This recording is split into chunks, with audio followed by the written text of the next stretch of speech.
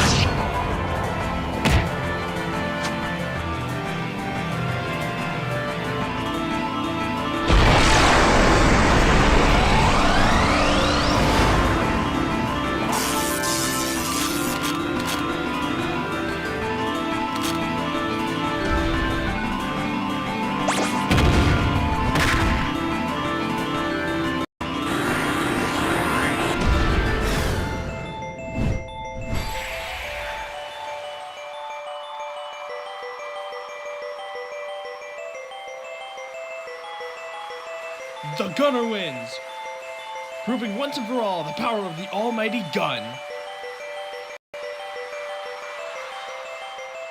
Game. Mi tarjeta Revolut Metal lo aguanta todo. Bueno, vale, esto es mentira, pero lo de Revolut no. Vente.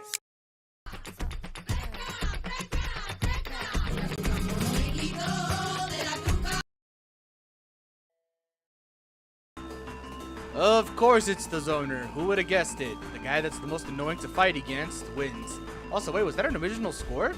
We can do those now? Well, the ordering of this fight does kind of make sense. The guy with no weapon loses to a person with a sword, who then loses to the chick with the gun. But it's more complex than that. In fact, each Mii had a specific circumstance in which they could have taken the win.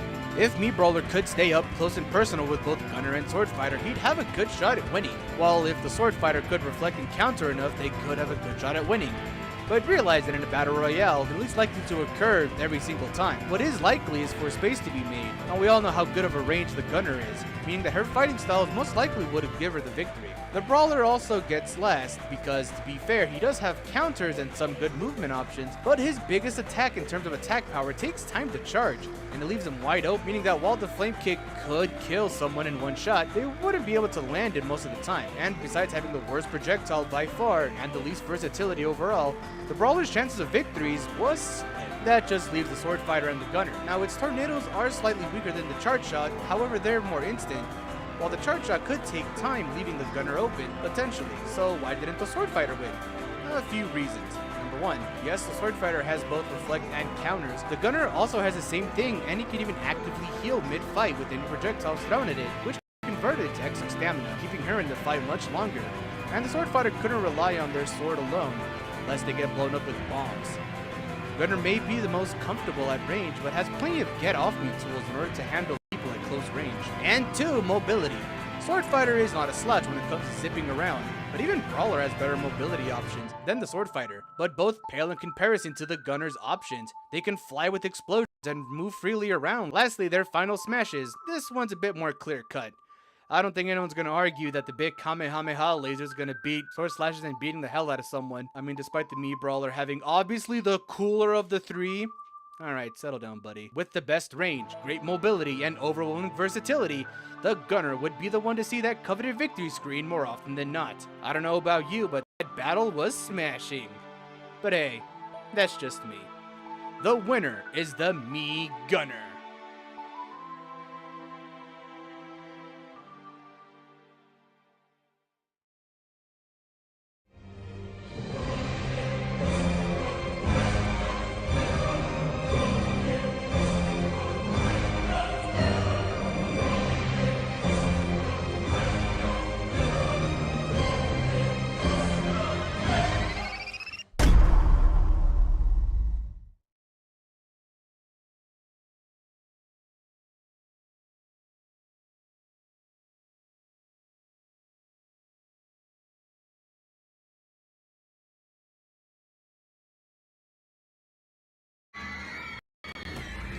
Tienes suerte, tienes un Tucson.